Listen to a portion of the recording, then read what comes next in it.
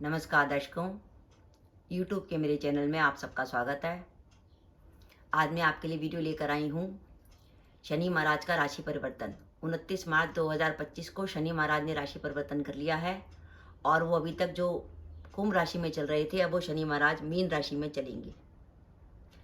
आज हम देखेंगे कि शनि महाराज का मीन राशि में गोचर धनु लगन व धनु राशि के लिए कैसा रहेगा।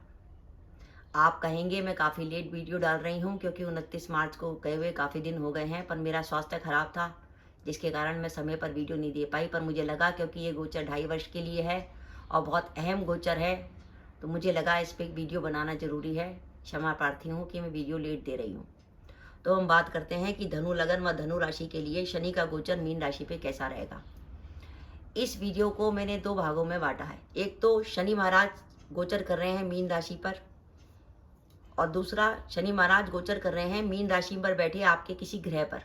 यानी आपकी कुंडली में या तो मीन राशि खाली हो सकती है कि मीन राशि पे कोई ग्रह ना हो, या मीन राशि पे कोई ग्रह हो। अगर आपकी कुंडली पे मीन राशि पर कोई ग्रह है तो उसके ऊपर जब शनि महाराज का गोचर होगा तो आपको क्या इफेक्ट मिलने वाला है, हम इसको भी इस वीडियो में लेंगे। तो सबसे पहले हम बात करें कि धनु लगन व धनु राशि पर शनि महाराज का गोचर कैसा रहेगा। अगर आपकी लगन कुंडली के पहले भाव में 9 नंबर लिखा है तो इसका अर्थ है आपका धनु लगन, और उसी 9 नंबर में अगर चंद्रमा बैठा है तो इसका अर्थ है आपकी धनु राशि। यानी आपका कॉम्बिनेशन अगर धनु लगन व धनु राशि का बनता है तो आप ये वीडियो देखकर लाभ उठा सकते हैं। अब इसमें ध्यान रखिए कि अगर आपका धनु लगन है तो आप पे शनि की ढैया नहीं लगेगी, क्योंकि शनि की ढैया चंद्रमा से लगती है कि जब चंद्रमा से शनि चौथा या 8वां होता है तो शनि की ढैया लगती है। तो अगर आपकी धनु राशि है तो शनि महाराज धनु राशि से चौथे भाव में 1, 2, 3, 4 चौथे भाव में आ गए तो धनु राशि पर शनि की ढैया लग गई। पहली बात, शनि की ढैया लग रही है तो हमें सबसे पहला काम ये करना है कि सबसे पहले हमें शनि का उपाय शुरू करना है।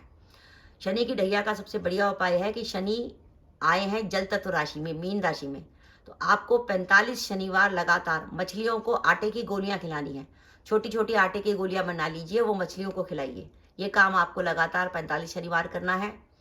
इसके अलावा शनि की ढैया में हमारे कामों की गति कम ना हो, काम नेगेटिव ना हो, कैरियर में प्रॉब्लम ना आए, स्वास्थ्य ठीक रहे और किसी प्रकार का व्यापार में घाटा या परेशानी ना हो, तो उपाय के तौर पर एक आप श्रावण के महीने में, जब सावन का महीना आता है जुलाई अगस्त में, तो आप रुद्राभिषेक करा सकते हैं परिवार के साथ किसी भी मंदिर में जाकर। और इसके अलावा आपको लगे कि कामों में किसी प्रकार की बाधा आ रही है, काम रुक रहे हैं, और जब से शनि की ढैया लगी है कैरियर में कोई ना कोई रुकावट आ रही है, तो आप जो है 8 शनिवार को हनुमान जी को चोला चढ़ा सकते हैं। हनुमान जी को चोला चढ़ाने का अर्थ ये होता है कि हनुमान जी के ऊपर सिंदूर और चमेली के तेल से एक लेप लगाया जाता है। उसके बाद हनुमान जी के शरीर पर चांदी का बरक लगाया जाता है और उसके बाद उनको पान के पत्ते और लड्डू वगैरह अर्पित किए जाते हैं। तो इस प्रकार से हनुमान जी को वस्त्र धारण करा दिए जाते हैं। उसको कहते हैं हमने हनुमान जी को चोला चढ़ा दिया। उसके बाद उस सिंदूर को आप अपने पास रख लीजिए, डब्बी में ला के रख लीजिए, और रोज आप अपने काम में जाने से पहले उस सिंदूर को माथे पे लगा के जाइए। कहते हैं हनुमान जी का सिंदूर अगर माथे पे लगाएं तो मन और चित्त प्रसन्न रहता है, मानसिक परेशानी दूर रहती है, और घर में किसी को डिप्रेशन, टेंशन या तनाव है तो उसके लिए भी हनुमान जी का सिंदूर जो है रामबाण औषधि है। ये तो आपको रेमेडी करनी है, क्योंकि अगर आपकी धनु राशि है तो आप पे शनि की ढैया लग गई है और ये जून 2027 तक का समय है। अब इसमें देखिए, परेशान होने की जरूरत नहीं है। अभी शनि महाराज वक्री होने वाले हैं।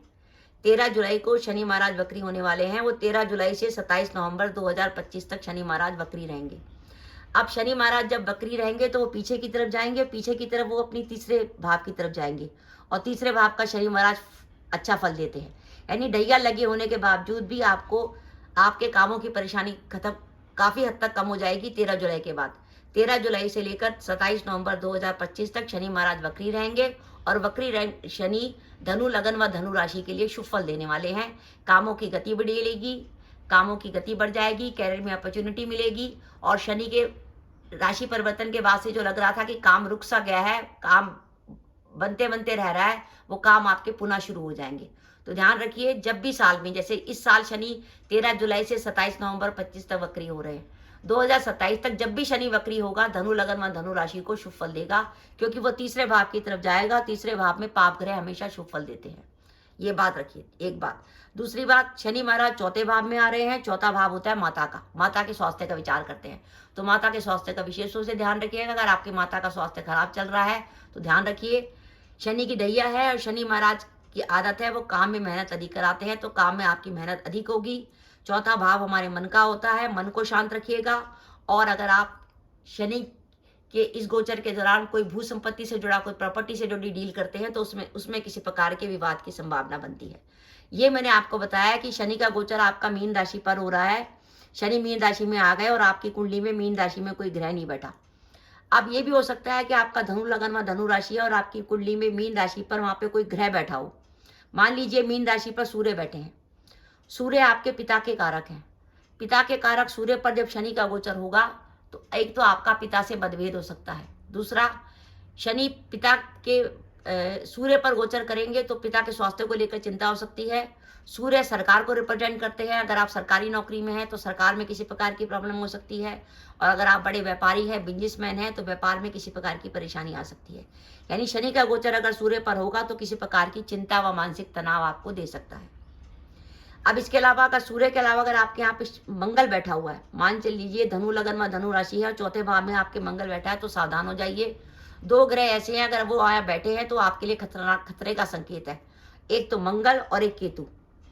मंगल अगर आप यहाँ पर बैठा है तो आपको कैरियर में परेशानी देगा जब तक शनि महाराज मीन राशि में गोचर करेंगे और मंगल उनके साथ रहेगा।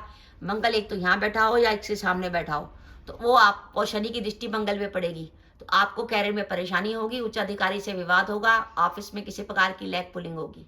और अगर बाई चांस यहाँ पर मंगल बैठा है, नहीं बैठा, मंगल के अलावा अगर बाई चांस केतु बैठा हुआ है तो ऐसी स्थिति में हो सकता है या तो वर्तमान नौकरी को आपको छोड़ना पड़े या वर्तमान नौकरी को किसी ना किसी प्रकार का चेंज करें। व्यापार कर रहे हैं तो अचानक व्यापार को छोड़ के किसी नए व्यापार की शुरुआत करें। तो मंगल और केतु तो आपको चौथे भाव में ये रिजल्ट देने वाले हैं। और बाई चांस यहाँ पे राहु बैठा हुआ है तो आप कोई ऐसा काम शुरू कर सकते हैं, अगर आप व्यापारी वर्ग से हैं, जो विदेश से जुड़ा काम हो। और अगर आप लंबे समय से विदेश जाने की सोच रहे थे या फॉरेन से जुड़ा कोई काम करने की सोच रहे थे, क्योंकि अब शनि का गोचर राहु पे हो रहा है तो आप विदेश से जुड़ा काम कर सकते हैं, क्योंकि राहु विदेश का कारक है। और बाई चांस आपकी कुंडली में जन्म का शनि ही मीन राशि पर है तो जन्म के शनि पर जब शनि का गोचर होगा तो आपको मेहनत थोड़ी अधिक करनी पड़ेगी, आपको एड़ी चोटी लगानी पड़ेगी। शनि महाराज खूब मेहनत कराएंगे आपको। अब शनि महाराज शुभ फल हमें कब देंगे? अगर बाई चांस यहाँ पर चौथे भाव में बुध, गुरु या शुक्र बैठे हैं। अगर चौथे भाव में अगर आपके मीन राशि के बुध है या गुरु है या शुक्र बैठा है या इनमें से कोई ग्रह बैठा है, एक भी ग्रह बैठा है, बुध गुरु शुक्र में से या तो कोई यहाँ बैठा है या इसके सामने बैठा है, तो ये शनि महाराज आपको बहुत शुभ फल देने वाले हैं। कैरियर में आपको ग्रोथ मिलेगी, कैरियर में प्रमोशन हो जाएगी, व्यापार में लाभ होगा, आप भूमि प्रॉपर्टी, आप मकान खरीद सकते हैं, आप नया वाहन खरीद सकते हैं, आपको अचानक धन लाभ हो सकता है। और शुक्र बैठा हुआ है और गुरु बैठा हुआ है और उस पर शनि का गोचर हो रहा है, आप लंबे समय से नौकरी की तलाश में थे तो आपको नौकरी मिल सकती है। ये सब इतना कुछ हो जाएगा उसके बावजूद कि आपके ऊपर शनि की दैया चल रही है। तो इसको इस परिप्रेक्ष्य में देखिए कि एक तो शनि महाराज तब चल रहे हैं आपकी कुंडली में जब मीन राशि पर कोई भी ग्रह नहीं बैठा हुआ, और अगर आपकी कुंडली में मीन राशि में ग्रह बैठे हैं तो शनि महाराज उसका इफेक्ट आपको अलग से देने वाले हैं।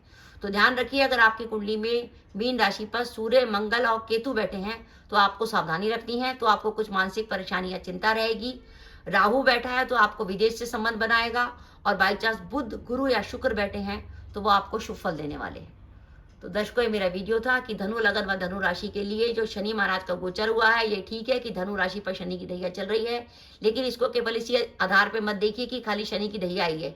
ये भी देखिए कि शनि महाराज कुंडली के जन्म के किस ग्रह पर चल रहे हैं, क्योंकि ये आवश्यकता नहीं है कि सबकी कुंडली में ये भाव खाली हो। हमेशा हो सकता है मीन राशि में कोई ना कोई बैठा हो। बाई चांस ये भी हो सकता है आपकी कुंडली में मीन राशि में बुध और शुक्र दोनों बैठे हों तो आपको और भी बढ़िया रिजल्ट मिलेगा। और ये भी हो सकता है आपकी कुंडली में मंगल और केतु की यहाँ पे युति हो, तो ऐसी स्थिति में आपकी परेशानी और बढ़ जाएगी कि शनि मंगल केतु दोनों को टच करेगा। तो आपको देखना पड़ेगा कि शनि का गोचर जो हो रहा है वो भाव से तो हो ही रहा है, उसके अलावा शनि आपकी कुंडली के किस भाव को स्पष्ट कर रहे हैं। इन सब चीज़ों को देखकर फिर आप डिसीजन लीजिए कि शनि का गोचर आपके लिए कैसा रहेगा। उपाय जरूर करिएगा। 45 शनिवार तक मछलियों को आटे की गोलियां खिलाइए, श्रावण के महीने में रुद्राभिषेक करिए, और कोई भी परेशानी आए नौकरी में या कैरियर में तो आप हनुमान जी को चूल्हा चढ़ा सकते हैं। मैं पुनः क्षमा प्रार्थी हूँ कि मेरा वीडियो आपके लिए लेट आ रहा है। तो दर्शकों, ये मेरा वीडियो था कि 29 मार्च 2025 से शनि महाराज जो मीन राशि में गोचर कर रहे हैं, तो अगर आपकी धनु राशि है तो शनि की दैया शुरू हो गई, धनु लगन पर शनि की दैया नहीं होगी। आपको थोड़ी सावधानी रखनी पड़ेगी, काम में थोड़ी मेहनत अधिक होगी, लेकिन आपके लिए एक राहत का समय आ रहा है। 13 जुलाई से जब जैसे ही शनि महाराज वक्री होंगे, 13 जुलाई से 27 नवंबर तक, तो वक्री शनि आपको शुभ रिजल्ट देने वाले हैं।